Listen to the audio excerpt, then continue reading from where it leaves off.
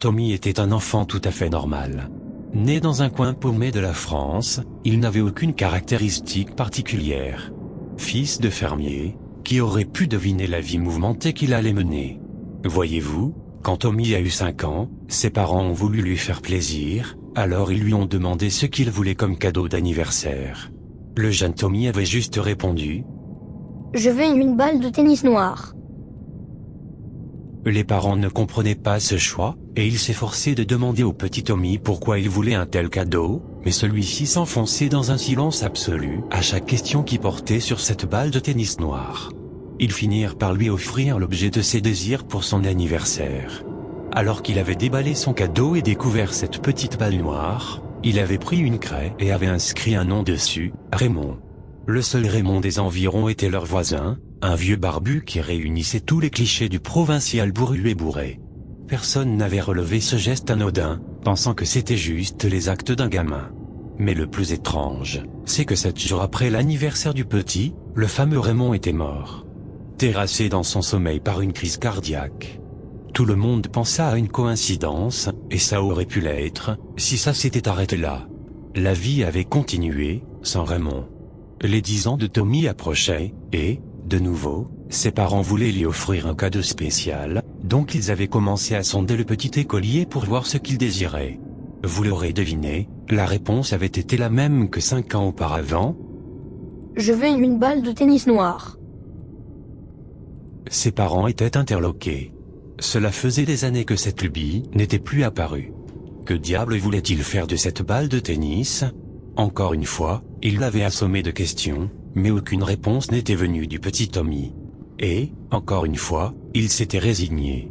Et, juste après avoir soufflé ses bougies et déballé son cadeau, il avait de nouveau pris une craie blanche et avait noté un nom sur la balle, Paul. Paul, c'était son grand frère. Il était plus vieux de 11 ans, et était parti étudier à la capitale. Se rappelant des événements d'il y a 5 ans, la mère de Tommy avait appelé en urgence son aîné, pour voir si tout allait bien. Et tout allait bien.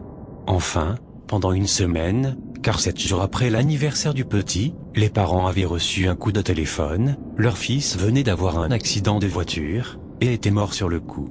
Cette fois, ça ne pouvait pas être une coïncidence. Passé leur chagrin, ils avaient battu le pauvre Tommy pour avoir des réponses à leurs questions. Pourquoi il voulait cette balle? Pourquoi à chaque fois qu'il inscrivait un nom dessus, la personne mourait? Comment pouvait-il prévoir ses morts? Mais, même après ces interrogatoires musclés, Tommy ne disait rien. Quand on lui posait des questions, il semblait être ailleurs. Ce n'était plus Tommy, ce n'était qu'une coquille vide. Les parents se sont donc promis de ne plus jamais approcher de balles de tennis de leur fils, convaincus qu'ils n'auraient jamais de réponse à leurs questions. Quoi qu'il en soit, la vie avait de nouveau repris son cours. Tommy était maintenant un adolescent de presque 15 ans, qui croquait la vie à pleines dents. Il avait de nombreux amis et était apprécié de tous. Si bien qu'ils avaient décidé de lui offrir le cadeau de ses rêves pour son anniversaire. Après avoir sondé le principal concerné, il avait répondu à tous ceux qui lui avaient posé la question. « Je veux une balle de tennis noire. » Évidemment, ses amis se posaient des questions, et lui en avaient posé davantage, qui se soldaient tous par un silence pesant. Comme c'est un cadeau qui rentrait dans les frais de tous et de toute façon, c'est ce qu'il voulait, il lui avait offert cette fameuse balle tant voulue. Il l'avait déballée, puis avait pris une craie blanche et avait inscrit ce nom dessus, Jessica. Il y avait plusieurs Jessica, mais la plus proche était une fille de leur classe, qui était assez timide et réservée. Ils ont d'abord pensé que Tommy en était amoureux et voulait lui offrir la balle, mais quand il lui posait la question, il ne répondait pas. Après quelques jours, ils ont abandonné l'idée d'avoir une réponse et ont oublié cette histoire. Une semaine après, Jessica n'était plus présente aux classes. Après plusieurs jours d'absence, les élèves ont pu constater dans un journal local l'horrible nouvelle, l'adolescente avait été retrouvée dans la rivière voisine, morte. Elle avait été violée et battue, puis tuée et jetée là. Comme c'était encore des enfants, personne n'avait vraiment fait le lien entre la balle et les événements. Les années passèrent, et Tommy était devenu un jeune adulte plein d'avenir. Il avait, comme son frère auparavant, emménagé à Paris pour poursuivre ses études. Pour son 20e anniversaire, il était revenu au domicile familial, pour le fêter. quelle ne fut pas la surprise des parents quand ils ont vu Tommy déballer une balle de tennis noire après avoir soufflé ses 20 bougies. Ils avaient pourtant bien prévenu tout le monde de ne jamais lui acheter de cadeaux de ce genre. Enfin, pas tout le monde.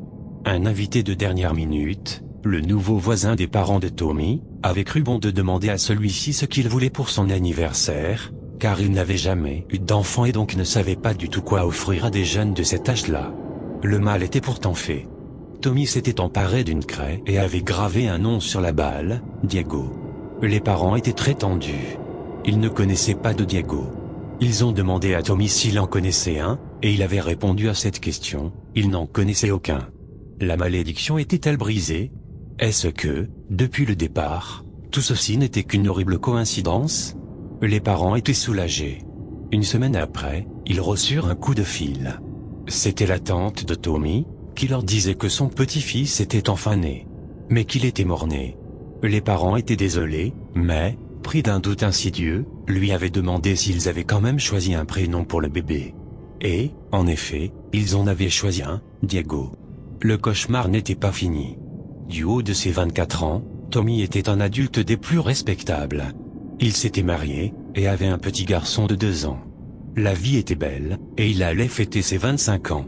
Sa femme voulait le combler de bonheur, alors elle lui avait demandé ce qu'il voulait pour son quart de siècle.